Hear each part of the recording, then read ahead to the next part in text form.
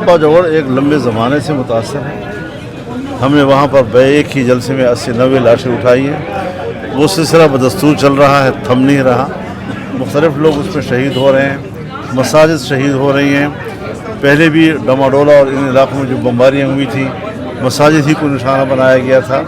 हंगू और टल के इलाकों में जो मसाजिद पर बम्बारियाँ हुई थी, और आपके इस फाटा के इलाके में 100-200 तक मसाजिद वो हैं कि जो हमारी ही बम्बारमेंट और हमारी ही राकेटों से मुनहदम हुई हैं, और पता नहीं उनको अब दोबारा तामीर भी किया है या नहीं किया।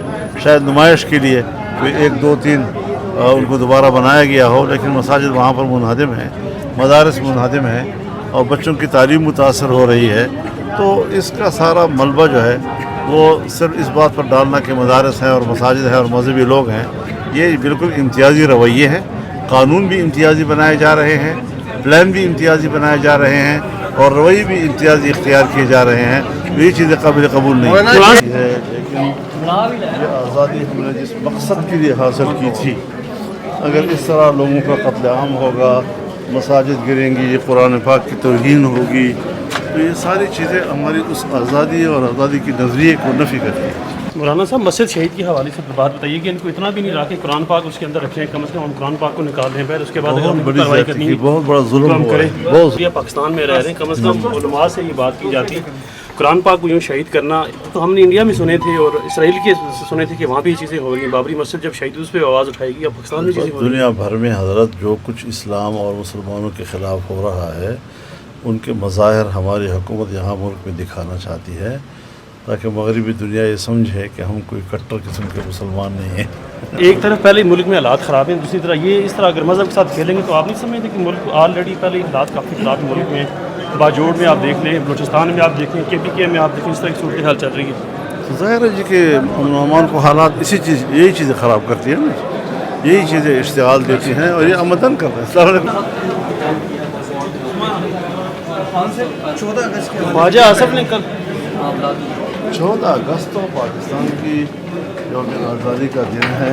पूरी कौम बड़े जोश और जज्बे के साथ यौम आज़ादी मनाती है, लेकिन ये आज़ादी हमने जिस मकसद के लिए हासिल की थी, अगर इस तरह लोगों का कत्ल आम होगा, मसाजिद गिरेंगी, कुरान पाक की तौहीन होगी, तो ये सारी चीज़ें हमारी उस आज़ादी और आज़ादी की नज़रिए को नफ़ी करती हैं।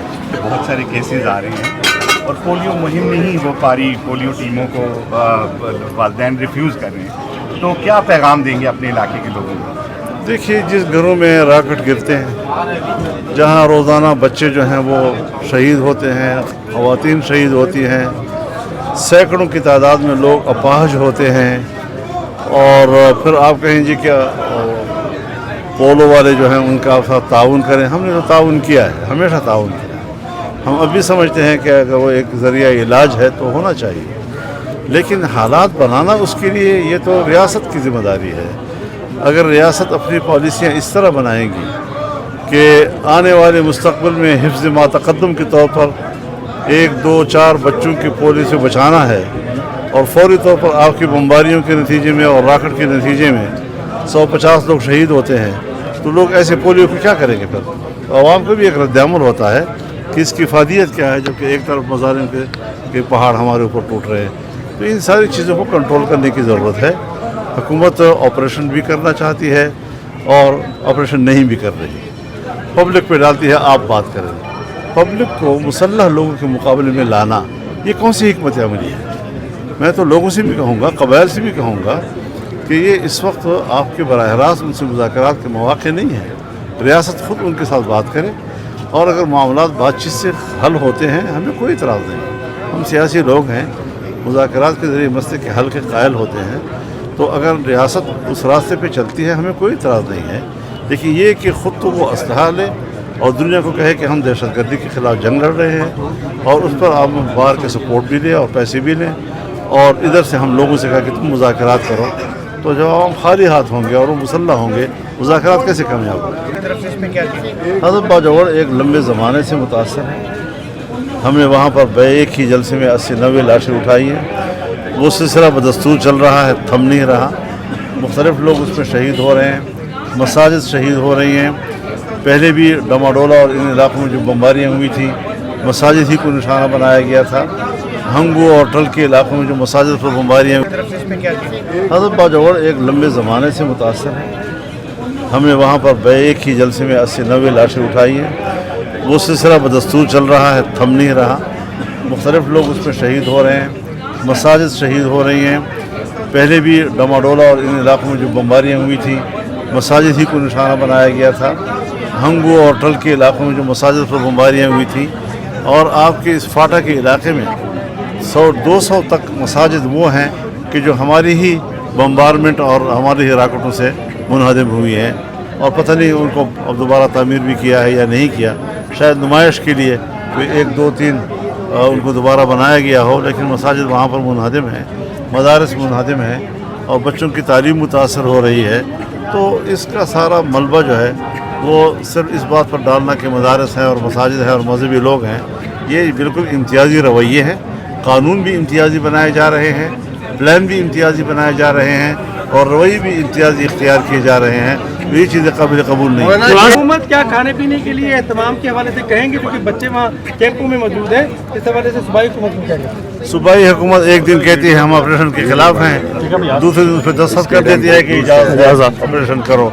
तो उनका तो फलसफा हमें समझ में नहीं आता। अच्छा मौलाना साहब, जो मसजिद सही है कि ये आप नहीं समझते कि इस्लामाबाद में तो ग्रीन बेल्ट्स हैं जो उनको उन पे भी हमें इससे कोई सरोकार नहीं है कि इस्लामाबाद में इतने लोगों के घर बने हुए बड़े बड़े, लेकिन यहाँ पर हजरत बड़े बड़े क्लब बने हुए हैं, बड़े बड़े इदारे उन्होंने बनाए हुए हैं, और ये सब के सब जो है वो कब्जे की ज़मीनों पर है।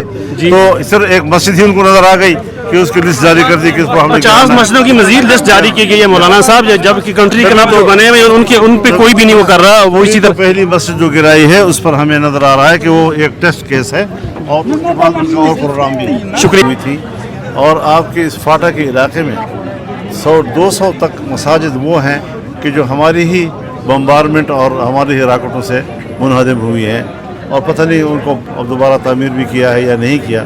शायद नुमाइश के लिए कोई 1-2-3 उनको दोबारा बनाया गया हो, लेकिन मसाजिद वहाँ पर मुनहदम हैं, मदारस मुनहदम हैं, और बच्चों की तालीम मुतासर हो रही है। तो इसका सारा मलबा जो है वो सिर्फ इस बात पर डालना कि मदारस हैं और मसाजिद हैं और मजहबी लोग हैं, ये बिल्कुल इम्तियाजी रवैये हैं।